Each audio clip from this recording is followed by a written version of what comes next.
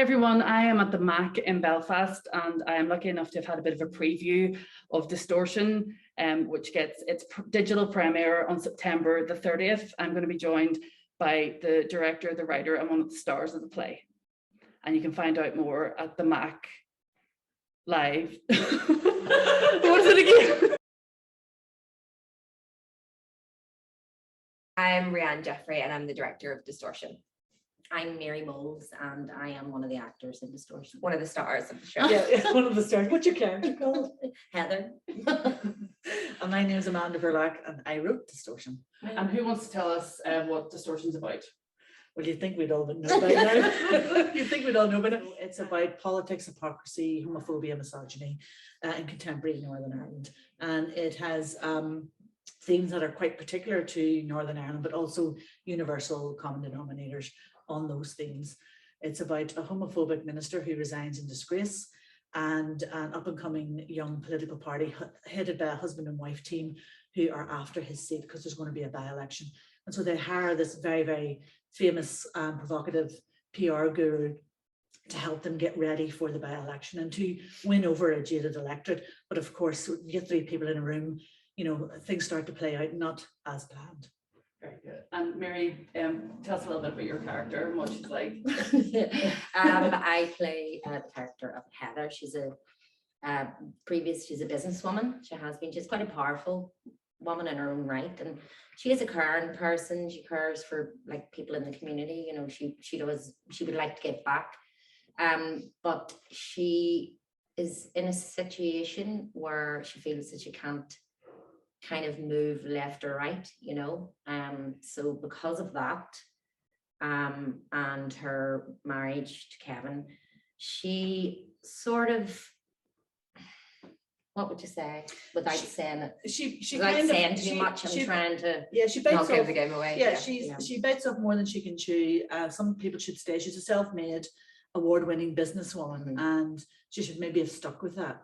Yeah, I would say she would have been really good at politics, but I don't think she did it for her own gain. Yeah, you know, she did it. She made a deal with the devil, basically. Kind of made a deal with the devil. Love it, loving your work. Thanks. And how do you find as an actress not having an audience? Is that's it? Like, do you know what? This has been a fantastic way of working. I mean, it's amazing to see, first of all, because we're in a theatre, it's rehearsed as the theatre show. Yeah.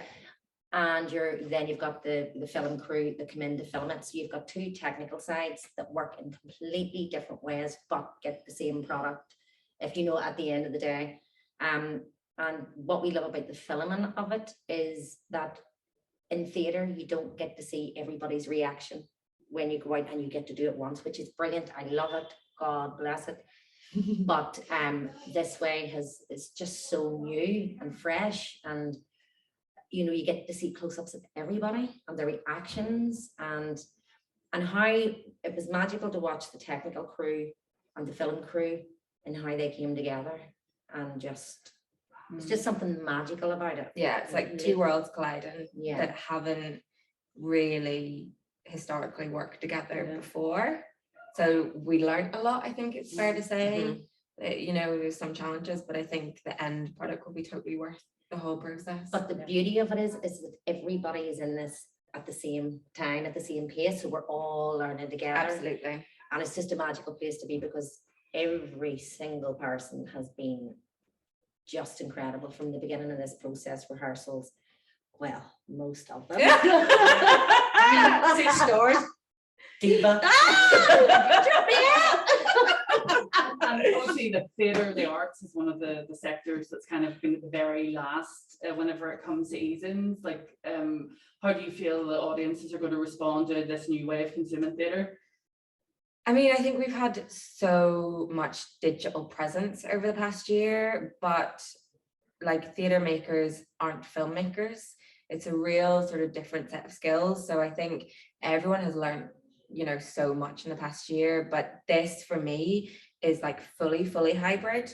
A lot of the sort of stuff I've seen online have been, you know, shows have ran like 3 or 4 times, and they've been recorded as a whole and then been edited. Whereas for this, we have a much more filmic approach in terms of like the set operates as like 4 or 5 different locations. We've set the set up for those locations and filmed in order of locations rather than in chronological order, which is obviously a more filmic approach. But I think we will be offering audiences something different just with the nature of this. Like it feels like a theatre, or obviously doing it in a theatre and on a set, but when we're watching the monitors, like I'm not watching the cast on stage, I'm watching the monitor, so it's really, really different.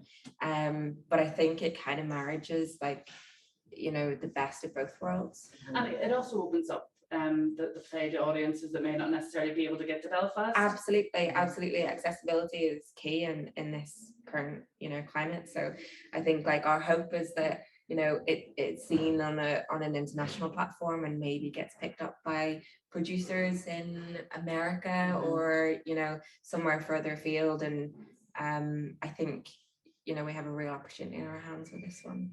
And the story is fictional, but it does sound a little bit familiar. Do you want to talk to us just about some of the themes in it? Well, I suppose, you know, if you're brought up here, you know, anybody who lives in Northern Ireland knows that we have a very particular brand of politics. And so it can get quite tiresome. I know for me and my age, and I am sick to their teeth of the same old. And you hear the same things all the time. And you know, there are politicians out there who are brilliant and they're doing their best in very trying times. But there's a lot of them that are saying the same thing over and over again.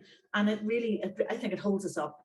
And so what else can you do but sometimes poke a bit of fun at them? So I've got a very serious story, but there's lightness in it as well, because we're very good at that too. So I mean, homophobia is a big thing here. Internalized and external. Misogyny is huge here as well, and not just in politics. And again, you know, same with homophobia. It's part of our lives in a way that it shouldn't be. So there are lots of things that are controversial in the play, that are contentious and provocative, and it's deliberate because you should be talking about them and going, why is this stuff still going on? And who's the play going to appeal to? Who are you hoping to click and to watch? What you've all been up to? Over 18s.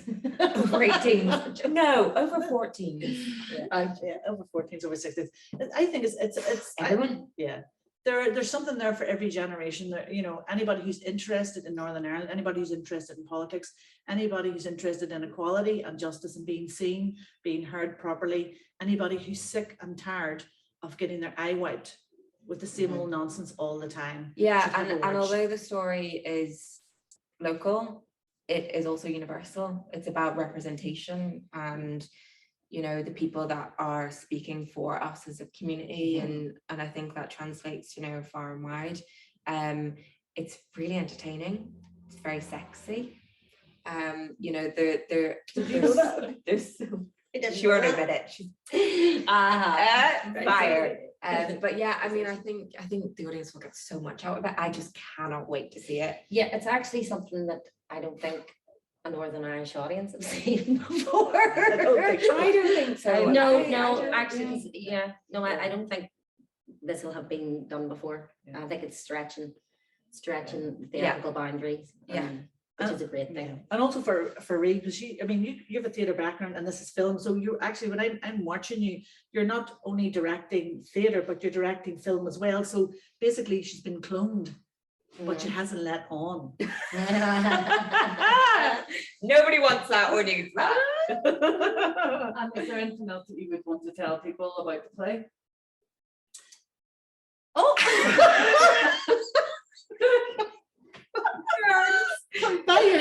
We've had a great time, and we really hope that translates to the screen. And I just hope people see it. I think like blood, sweat and tears have gone into this production, and every single person in that room wants it to be the best that it possibly can be. And I think we're doing something different. We've taken a risk, and I think it's paid off. So I'd encourage everyone to book your tickets. MacLive.com. And you can also, I mean, maybe get a sense from us that it's actually the last day of filming. Do you know what I mean? But the whole process has been, you know, a few weeks filming, but before that, a month we've spent in a rehearsal room, which I was very privileged to be allowed to be a part of. So, you know, so this is why we're all probably a wee bit right today. Yeah, Stuck with these two Yeah. for 6 weeks. And do you know what it is? It's lovely. Terrible. We've been talking about how we're going to be so down next week, and that's always a good sign. I mean, we've all worked on different things where we've been glad to see the back of them, and this has not been the case. And you know, the Mac's been brilliant. I Oh mean, my God, from day one. we're here because the Mac has made this happen for us. It comes from the top. There's just something about this building and how it has ran. And Simon McGill, I just think knows exactly where he's at and has. Big up the Lurgan Massive. No more chat about Lurgan people. There's far too many people, Lurgan people in that room for my liking. But yes, but everybody down from everyone And the guys on the front office and Oh my back God, office, it feels like a little family, doesn't It's a it? And the family. market team and everyone is just being. And you know that filters on, and that filters on to production, and that filters on to stage, that filters on to actors, everyone around, and then there's a beautiful aroma comes off. Aroma. A beautiful aroma comes off. Lovely. An stage. aura. Aura, An aura. Jamie. All I right. just leave the words to me. No, well, maybe you should have done that in the first place with this one. Thank you very much for joining me. Thank you. And, Thank you so much. Wishing you all the best. I'm sure it's going to be a big success.